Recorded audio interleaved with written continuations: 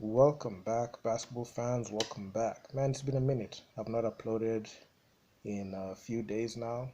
There was just a lot of things that have just been happening behind the scenes, and man, I just feel excited. This is the first time in a long time I've made this type of videos where you're just seeing my face in the video. Majority of the time, I just do audio, but man, you just have to get used to this. I'll be trying to come up with such type of videos as we move forward, but a lot of things have happened inside KBF. We saw I put up a post saying that we need to boycott KBF activities. There was that court order, that injunction order that stopped basketball operations in the country for about a few days. And although they went ahead and played those games, another hearing happened and the court order was lifted, and Kenyan basketball resumed. And looking at that, you can think that KBF have won, but there were a couple of things that happened. Even with the injunction, you know, being in effect, you still saw KBF be in contempt. So I'm pretty sure that's just being, that's something that's still, it's still developing, and that's something that I've seen that can, quite cause quite a lot of, problems down the stretch, especially with that was what has happened recently. And when I was covering it, it was quite interesting to see the type of reaction that people had. And a few days ago, you saw the Nandi Senator Samson Cherargei is also weigh in on this whole situation where he had his own submission in there. I made sure to put all those clips of him saying what he needed, what he was saying with regards to the Kenya Basketball Federation on my second channel, NBA Kenya Basketball. That's another channel that I like to use to feature Kenyan basketball players and also like imagine current issues.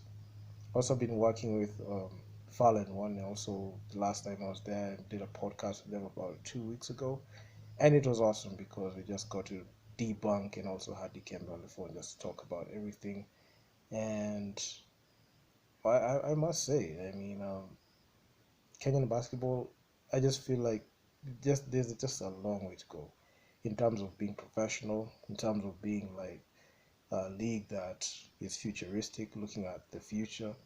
And one thing I must say, still, there's a lot that needs to happen so that we can be able to change the whole situation. No, I myself cannot change the whole situation alone, and that's the reason as to why I built up a platform to be able to like give athletes a chance to be able to like have a place where they could go to like check their highlights and also share their opinions, not only in the comments section, also on the DMs, just to talk about issues which I find it's necessary to address, especially when I look at how the federation is being run. I don't want to keep beating up a dead horse, especially talking about the federation. They also have their own issues, and their issues are just they're just too much to unpack. I've been unloading on them for quite some time now, and beating up a dead horse is not what I want to do here in this channel, and it's not what I want to keep doing, especially when it comes to my platform, just to get a different opinion of what I'm saying. So I must say, Kenyan basketball has a long way to go, especially when it comes in terms of professionalism, the leadership, and that's the main reason as to why other nations are surpassing us. A nation like South Sudan, you saw them, they in the FIBA World Cup. I also was watching the FIBA World Cup, and I was monitoring what South Sudan, the team, was doing. And when I looked at how they were operating and looking at how they were setting up, their coaching staff, having Roll Dang, Roll Ivy there, it just showed me like what good resources and good leadership can cause success to a team, especially a team that you know in 2021 they got knocked out in the Afro Basket, and you might think that it was over, but they came and retaliated heavy. They competed heavy in the FIBA World Cup qualifiers. They won. They went, I believe it was 12-1 or 11-1, and they beat every single team, and they had a 3-2 record, beating teams outside the continent. So that was so commendable.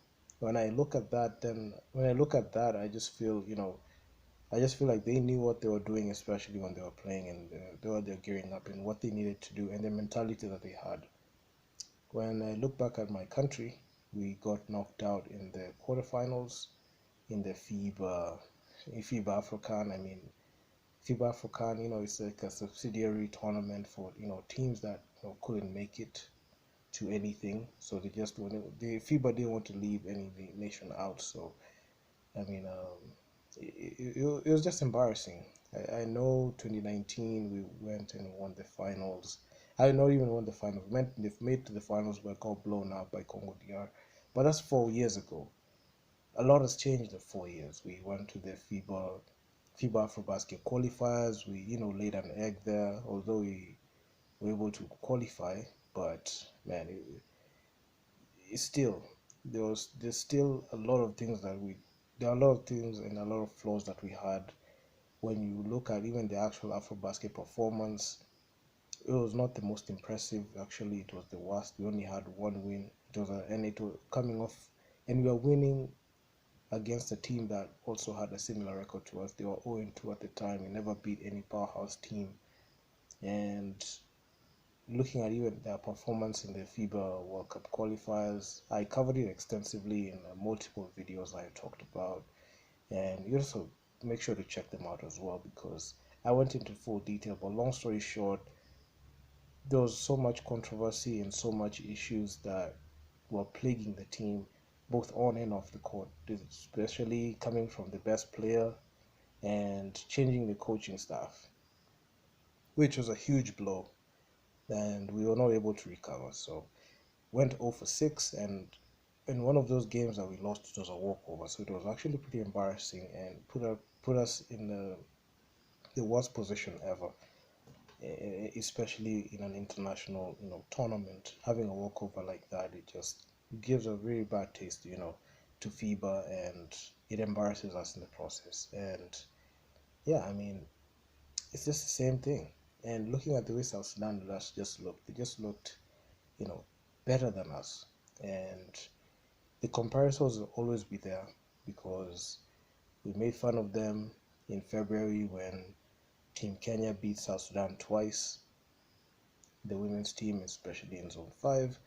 And we had our fun there. But, they had the last laugh, especially in this FIBA World Cup, because right now, despite, getting knocked out in the group stages, they're headed to the Paris Olympics, and they're the first African nation ahead of Egypt, ahead of Cape Verde, ahead of Cote d'Ivoire to make it, and they were able to make it, and also ahead of Angola to make it to the, to lock in their ticket to the Paris Olympics in next year. So yeah, I mean, it's just too embarrassing, quite frankly. Looking at the way we are, operating as a federation, looking at the way, I'm not even speaking as part of federation now because I'm an independent journalist. I'm just saying from outside looking in, someone who just wants to follow basketball. This is actually very embarrassing to have like a federation, operate like, like a kiosk, and having people, who have been elected not even knowing their role and mandate. They don't even know what they need to do. So I will be coming up with a couple of videos just talking like this, and hopefully I can be able to get used to this because majority of the time I'm mostly on the audio, but I also just try to mix it up a bit. So yeah, this is just the first installment of these types of videos. I will be popping up with other videos like this, so please be sure hit that like button, subscribe to the channel, hit the bell so that you get notified, and I'm out, man. Peace.